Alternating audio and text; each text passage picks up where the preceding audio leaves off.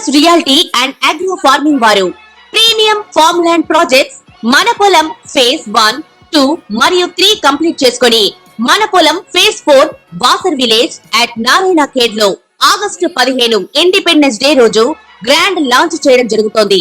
Launching మరియు independence day సందర్భంగా 5 guntas land out rate లో బుక్ చేసుకున్న వారికి 1,50,000 రూపాయల డిస్కౌంట్ తో పాటు 2 గ్రాముల గోల్డ్ ఫ్రీగా ఇస్తున్నారు. పూర్తి వివరాలకు సంప్రదించండి. ప్రేక్షకులకు నమస్కారం. మహాలయ పక్షములు అంటే ఏమిటి అని చాలామంది అడుగుతున్నారు. మహాలయము అంటే గొప్ప వినాశనము అని అర్థం. పక్షము అంటే 15 రోజులు, 15 దినములు అని. అదేంటండి గొప్ప వినాశనం అంటున్నారు? మరి ఏమిటి అంటే మనిషికి గొప్ప వినాశనం ఏమిటి అంటే మృతము, చనిపోవడము. అలా గతించిన వ్యక్తికి సంబంధించి ఏ తిథి రోజున వారి యొక్క తిథిపూర్వకమైనటువంటి రోజును జరుపుకోవాలి అనేటువంటిదే ఈ ఒక్క మహాలయ పక్షములు. అయితే ప్రతి ఒక్క మనిషి చనిపోయినటువంటి మాసములో చనిపోయినటువంటి తిథి రోజున చేసేటువంటిదే శార్ధము. శ్రద్ధగా చేసేదాన్నే శార్ధము అని అంటారు. అలా తద్దినము అంటే ఆ యొక్క దినమును తద్దినము అని కూడా మన యొక్క పెద్దలు చెబుతూ ఉంటారు. అయితే చనిపోయినటువంటి వ్యక్తి యొక్క చనిపోయినటువంటి రోజు ఏమిటో తెలియదు అనుకోండి, మరి అప్పుడు ఎప్పుడు చేయాలి? చాలామంది ఇప్పుడు భాద్రపద మాసంలో వచ్చేటువంటి ఈ యొక్క బహుళ పక్షంలో వచ్చేటువంటి, ఇక్కడి నుంచి ఇంకొకటి తీసుకోండి, భాద్రపద మాసం దగ్గర నుంచి ఉంచు. భాద్రపద మాసంలో వచ్చేటువంటి వినాయక చవితి పూర్తయిన తర్వాతకి వచ్చేటువంటి 15 రోజులని కూడా మహాలయ పక్షములు అని మన పెద్దవాళ్ళు చెబుతూ ఉంటారు. అలా మహాలయ పక్షములో మీ పెద్దలు చనిపోయినటువంటి రోజుని, ఉదాహరణకు పంచమి రోజున గతించారనుకోండి, పంచమి రోజు ఎప్పుడు వస్తుందో ఆ రోజున మధ్యాహ్నం 12 గంటల లోపు వారి యొక్క పేరు మీద నువ్వులు నీళ్లు విడిచిపెట్టి ప్రత్యేకమైనటువంటి క్రతువులు చేయాలి. ప్రత్యేకమైన క్రతువులు ఏం చేయాలి అనేటువంటిది నేను మళ్ళీ తిరిగి చెప్తాను. అయితే ముఖ్యంగా ఈ 15 రోజులలో ప్రతి ఒక్క రాశి వారు కూడా మహాలయ పక్షములలో వీలైనంత వరకు బ్రాహ్మణులకి శాకము పాకము దానం ఇవ్వాలి. అంటే స్వయం పాకము అంటారు. దానిలో బ్రాహ్మడు తినే వీలుగా ఉండేటువంటి బియ్యము, నూనె, ఉప్పు, పప్పు, కూరగాయలు, శాకం అంటే ఇవన్నీ కూడా వస్తాయి. పాకం అంటే వండుకునే దానికి ఉపయోగకరంగా ఉండేటువంటి వాటిని అంటారు. ఇలా ఈ యొక్క మహాలయ పక్షంలో బ్రాహ్మణులకు దానం ఇచ్చి మీరు మీ యొక్క పెద్దలు జరిగిపోయినటువంటి దినమును ఆ దినములలో షష్ఠి అయితే షష్ఠి రోజున, పంచమైతే పంచమి రోజున జరుపుకోవడం శ్రేష్టము. అవన్నీ కుదరని పక్షంలో మాకెప్పుడో తెలియని వాళ్ళు అమావాస్య రోజున చేసుకుంటూ ఉన్నారు. మహాలయ అమావాస్య అంటారు. దాన్ని పితృపక్షం అంటారు, మహాలయ పక్షం అంటారు. కానీ మహాలయ పక్షంలో వచ్చేటువంటి అమావాస్య అత్యంత శ్రేష్టము. ఎందుకంటే అమావాస్య అంటేనే పూర్ణ తిథి. కాబట్టి ఆ పూర్ణ తిథి రోజున అందరూ కూడా మీ పెద్దలకు బియ్యాలు ఇచ్చుకోవడం సర్వసాధారణంగా జరిగేటువంటిది. కానీ అక్కడ జరిగిపోయినటువంటి ఆ యొక్క ఆత్మ ఏదైతే ఉంటుందో, నాకు ఏ తిథి రోజున చేస్తారు, ఆ తిథి రోజున గనక మీరు ఈ యొక్క పదార్థాలు ఏవైనా సరే నువ్వులు నీళ్ళు విడిచిపెడితే అత్యంత శ్రేష్టంగా అనుకుంటారట. కాబట్టి ఏం చేయాలి మనము? వీలైనంత వరకు వారి యొక్క తిథి ఏమిటో తెలుసుకొని ఆ తిథి రోజున మీరు బ్రాహ్మణులకి పుత్రము లేదా స్వయం పాకము దానం ఇవ్వచ్చు. ఇక మహాలయ పక్షంలో ఉండేటువంటి వాటికి సంబంధించి విషయాలన్నీ కూడా మనం తెలుసుకున్నాము. ఇక పితృదోషాలు ఏవైనా ఉంటాయా ఇవి చేయకుంటే అని అంటే, మీరు తద్దినం చేస్తే మహాలయ పక్షంలో చేయాల్సిన అవసరం లేదు. మహాలయ పక్షంలో కూడా మేము చేయట్లేదు, తిథి కూడా చేయట్లేదంటే ప్రత్యేకంగా ప్రతి ఒక్కరికి కూడా పితృదోషములు వస్తాయి. అసలు ఈ పితృదోషాలంటే ఏమిటి? మాతృదోషాలు ఉంటాయా? స్త్రీ దోషములు, స్త్రీ శాపములు ఉంటాయా? ఖచ్చితంగా ఉంటాయి. ముఖ్యంగా మనం మొట్టమొదటిసారిగా పితృదోషాలంటే ఏమిటో చెప్పుకుందాము. పితృదోషాలనంటే ఇప్పుడు మీ నాన్నగారు వారి నాన్నగారికి లేదా వాళ్ళ తాతగారికి ఎటువంటి తిథులు చేయలేదు, నువ్వులు నీళ్ళు విడిచిపెట్టలేదు, హాయ్ ఏముందిలే అనుకునే వాళ్ళు కొంతమంది ఉంటారు. కొంతమంది ప్రత్యేకంగా ఏంటంటే బర్త్డే జరుపుకున్నట్టుగా డేట్ల ప్రకారంగా చేస్తూ ఉంటారు. అది మహాదోషం. మీరు అసలు చేయకున్నా ఏం కదా, కానీ ఎవరో దినం రోజున మీరు చేసిన దాంతో సమానం. 2, మూడవది ఏమిటి అని అంటే, చెయ్యకపోతే ఏమవుతుంది అంటే వంశాభివృద్ధి ఉండదు. మీకు కొడుకులు పుడతారు కానీ వారికి పిల్లలు పుట్టరు, లేదా పుట్టే వారందరూ కూడా ఆడపిల్లలే పుడతారు. ఏమైందండి, ఆడపిల్లలు మాత్రం పిల్లలు కాదా, వాళ్ళు మా వంశం కాదా అనుకునే వాళ్ళు ఉంటారు. తప్పండి, ఆడపిల్లలు అందరూ కూడా మంచిదే, కానీ వారి యొక్క గోత్రము పేరును ముందుకు తీసుకెళ్లేవాడు మాత్రం ఉండడు అని నా ఉద్దేశం. ఆడపిల్లలు పుట్టాలి, మగపిల్లలు పుట్టాలి. అయితే ఇక్కడ ప్రత్యేకంగా చెప్పేటువంటిది ఏమిటనంటే, మరి మగపిల్లలు పుట్టలేదు, అసలు ఆడపిల్లలు కూడా పుట్టకుండా చాలామంది ఇబ్బంది పడుతూ బాధపడుతూ అసలు పిల్లలే లేకుండా ఇబ్బంది పడుతూ ఉంటారు. పితృదోషాల్లో మొదటి కారణం ఇది. రెండవ కారణం ఏమిటంటే, వంశంలో ఉన్నవారిలో ఒక మనవడో మనవరాలో మంచివారు అనుకుంటామండి. కనీసం వారి తండ్రి చేయట్లేదు, నా మనవడన్నా నా కార్యక్రమాలు చేస్తాడేమో అని ఎదురు చూస్తుందంట ఆ ప్రేతం అక్కడ ఆత్మగా మారి. వారు కూడా చేయకపోతే ప్రత్యేకంగా వారిని గుర్తు చేసే విధంగా యాక్సిడెంట్లు జరగడం కానీ, ఏవైనా దెబ్బలు తగలడం కానీ చేస్తూ ఉంటారు. ఇది మన దగ్గరే కాదండి, టర్కిష్కి సంబంధించినటువంటి ప్రాంతాల్లో కూడా ఆ చనిపోయినటువంటి రోజును వారు ప్రత్యేకంగా జరుపుకుంటారు. వేరే వేరే పాశ్చాత్య దేశాల్లోనే వారిని స్మరిస్తూ ఎంతో కొంత చేస్తారు. మనది సనాతన ధార్మిక ధర్మం అండి. ఇంత సనాతన ధర్మం, వేరేవన్నీ మతములు, మనవి మతం కాదు, మనది ధర్మం. ఖచ్చితంగా పాటించవలసినటువంటి నియమములు ఇవన్నీ కూడా.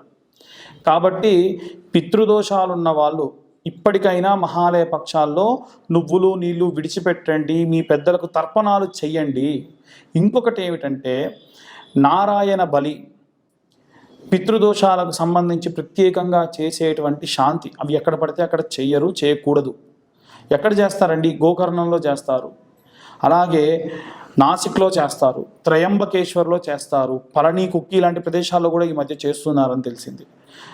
ఎలా చేస్తారంటే, ఒక మనిషి చనిపోతే ఒక ప్రేతాన్ని పాడె కట్టి శ్మశానానికి తీసుకువెళ్ళి ఆ యొక్క శ్మశానంలో కట్టెలపై పేర్చి కాల్చి చుట్టూ తిరిగి ఎలా అయితే మనం ఖననం చేస్తామో అలా ఒక చిన్న పిండి ముద్దను చేసి దాన్ని చేస్తారు. ఖచ్చితంగా ఇలా చేయించండి. అప్పుడే మీకు పిల్లలు లేని వాళ్ళకు పిల్లలు కలుగుతారు, వ్యాపార నష్టం వాళ్ళకి వ్యాపారాభివృద్ధి, ఎన్నో రకాలైనటువంటి జాతకాలు బాగున్నాయి, ధనము బాగుంది, అన్నీ బాగుంది, మాకు ఎందుకు ఇలా జరుగుతుందో తెలియనటువంటి వారందరికీ కూడా ఇది ప్రత్యేకమైనటువంటి రెమెడీ. మీకు ఇంకేమైనా సందేహాలు ఉంటే మా యొక్క టీం ద్వారా మమ్మల్ని కాంటాక్ట్ చేయండి. ఎక్కడ చేస్తారు, ఎలా చేస్తారు, ఎంత వీలైతే అంత తక్కువలో ఎలా చేస్తారు అన్నీ కూడా నేను మీకు సూచిస్తాను. ఇవి ప్రత్యేకంగా పితృదోషాలు. మాతృదోషాలు ఉండవండి. ఏ తల్లి పిల్లల్ని శపించదు. ఒక తల్లిని తీసుకెళ్ళి ఓల్డేజ్ హోమ్లో పెట్టినా నా పిల్లవాడు వస్తాడే అని ఎదురు చూస్తుందే కానీ నా కొడుకు రాలేదు అని శపించదు. బాధపడుతుంది, నా జాలి లేదా, అయ్యో ఎందుకు నా కొడుకు ఇలా చేశాడే, నేను నా మనవాళ్ళతో ఆడుకుంటే బాగుండు, నా మనవరాలతో ఆడుకుంటే బాగుండు అని బాధపడుతూ చనిపోతారు చూసారా, వారికి ఖచ్చితంగా స్త్రీ శాపము మాతృశాపంగా తగులుతుంది. కాబట్టి దయచేసి కన్న తల్లిని తండ్రిని తీసుకువెళ్ళి ఎక్కడో మీ చిన్నప్పుడు మిమ్మల్ని హాస్టల్లో పడేసినట్టు వాళ్ళని ఎక్కడో పడేసి రాకండి. వీలైతే మీరు మీ చేతులతో మీ కళ్ళతో వారిని జాగ్రత్తగా చూసుకోండి. రోజు వాళ్ళ పాదాలను స్పృశించండి. దానివల్ల ప్రత్యేకంగా స్త్రీ శాపములు కానీ మాతృశాపములు కానీ ఉండవు. ఇవాళ రేపు చాలామంది చేసేటువంటి స్త్రీ శాపాలు ఎలా వస్తాయంటే, మనకన్నా చిన్న వయస్కురాలు తను మీకు వరుసకు మరదలో కోడలు అవ్వడము, లేదా మీ క్లాస్మేట్ అవ్వడము, మీ కింద పనిచేసే వారిని ఎక్కడ పడితే అక్కడ తాకడము, చనువుగా ఉంది కదా అని చేయడం, వారు మీ ముందు మీకు గౌరవం ఇచ్చి ఏమీ చేయలేక నవ్వుతూ ఉండొచ్చు కాక మనసులో మిమ్మల్ని శపిస్తారు. కాబట్టి ఆడవారిని ఎలా పడితే అలా ఒక ఆట బొమ్మలా అనుకొని ఎలా పడితే అలా మాట్లాడి, తన దుస్తుల గురించి మాట్లాడి, తన యొక్క అవయవాల గురించి మాట్లాడి ఇక్కడ పడితే అక్కడ తాకడము, అసలు వారి పర్మిషన్ లేకుండా వారికి సెకండ్లు కూడా ఇవ్వకూడదు. అలా చేసి ఏ స్త్రీ అయినా సరే మనసులో మిమ్మల్ని శపిస్తుందో దూషిస్తుందో పొరపాటు అయిందమ్మా క్షమించు అన్న కనీసం ఒక మాట కూడా చెప్పకుండా ఏమవుతుందిలే ఈ యొక్క తుచ్చ స్త్రీ అని ఎవరైతే భావిస్తారో వారికి ఖచ్చితంగా స్త్రీ శాపం లభిస్తుంది. ఏం చేయాలండి? అలా పొరపాటున తెలవక మేము ఏమైనా చేశాము, క్షమించమని చెప్పలేదు అంటే ఏం చేయాలి అని అంటే, ఈ యొక్క మహాలయ పక్షాల తర్వాతకు వచ్చేటువంటి అమ్మవారి నవరాత్రులు ఉంటాయి కదా, 9 సంవత్సరాల పాటు మగవారందరూ కూడా ఈ 9 రోజులు కాళ్ళకు చెప్పులు లేకుండా అమ్మవారి దీక్షను పూని అమ్మవారి కండువా మెడలో వేసుకొని ఒకటే పూట భోజనం చేసి 2 పూటలు అమ్మవారికి నివేదన చేసిన పదార్థము తిని నేలపై పడుకోండి. ఇలా చేస్తే మీరు పొరపాటున తెలవక చేసిన దోషములు అమ్మవారు తీసేస్తారు. ఇవి ప్రత్యేకంగా స్త్రీ శాపములుగా మనం అభివర్ణిస్తూ ఉండొచ్చు. ఇంకా ఉన్నాయి, నేను మీకు కొద్దిపాటి మాత్రమే చెప్పాను, దానికి రెమెడీ మాత్రమే చెప్పాను. ఇంకా ఎన్నో రకాలైనటువంటి స్త్రీ శాపాలు ఉంటాయి. మనం ఈ యొక్క సామాజిక మాధ్యమం ద్వారా విపులంగా చెప్పలేం కనుక నా పరిధి మేరకు నేను మీ అందరికి కూడా విశ్లేషణ చేయడం జరిగింది. ప్రేక్షకులందరికీ కూడా వినాయక చవితి శుభాకాంక్షలు. అలాగే మహాలయ పక్షములలో కూడా అందరూ కూడా చెప్పిన విధంగా పితృదోషాలు పోగొట్టుకుంటారని, మాతృదోషాలు కానీ స్త్రీ దోషములు కానీ రాకుండా చూసుకుంటారని అనుకుంటున్నాను. నమస్కారం. ప్రేక్షకులందరికీ కూడా నమస్కారం. మహాలయ పక్షాల్లో ఏ రాశి వారు ఎలాంటి ప్రత్యేకమైనటువంటి క్రతువులు ఆచరించాలి? అదేమిటండి, అలా కూడా ఉంటుందా? అవునండి, ప్రతి ఒక్కరూ కూడా మీ పరిధి మేరకు మీ పితృదోషములు పోవడానికి, లేదు మేము తిథులు చేస్తాము తద్దినాలు చేస్తాము అన్నప్పటికీ మీరు ప్రత్యేకంగా అమావాస్య రోజు బ్రాహ్మణులకి స్వయం పాకదానం చెయ్యండి. ప్రతి ఒక్కరు మీరు తద్దినాలు చేసినా సరే చేయండి, చాలా మంచిది. రెండవది ఏమిటి అంటే, ఏ రాశి వాళ్ళు ఎలాంటి నియమాలు పాటించాలి, ఎలాంటి దానములు చేయడం విశేషం.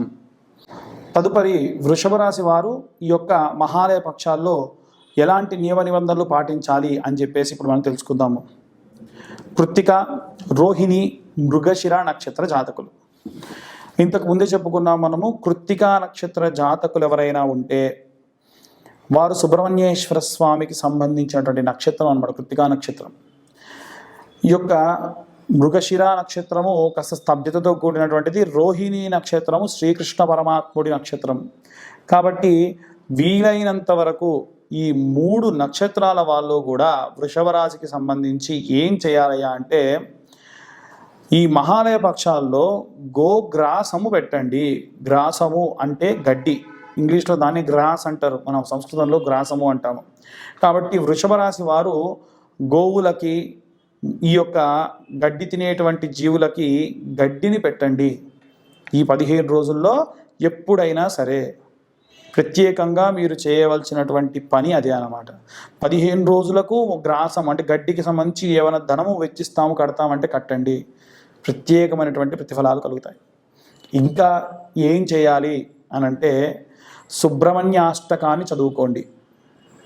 సుబ్రహ్మణ్య అష్టకాన్ని చదువుకోవడం వల్ల ప్రత్యేకమైనటువంటి ప్రతిఫలము ఈ యొక్క వృషభ రాశి వారు ఈ మహాలయ పక్షాల్లో చూసుకోవచ్చు. 2 మంగళవారాల పాటు వీలైతే 11 మార్లు హే స్వామి జగన్నాథ అని హే కరావలంబ స్తోత్రానికి అనుగుణంగా ఈ యొక్క పద్యం అనేటువంటిది వస్తుంది.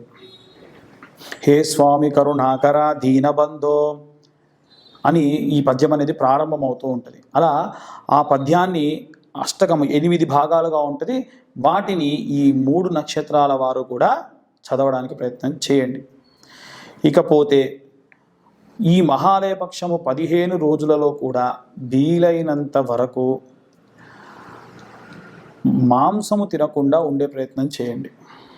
ఎందుకంటే మీ మీ యొక్క కుటుంబాన్ని బట్టి, మీ యొక్క ఆచారాన్ని బట్టి వారి తిథి ఏదైనా వస్తే మా పెద్దలు ఇవి తింటారండి, మేము ఇది వండుతాము ఆ రోజున అనుకుంటే అప్పటి వరకు అమావాస్య వరకు ఆగి అమావాస్య రోజున మీరు ఏవైనా సరే కైంకర్యం మీ పెద్దలకు పెట్టి తర్వాత అది మీ ఇష్టము.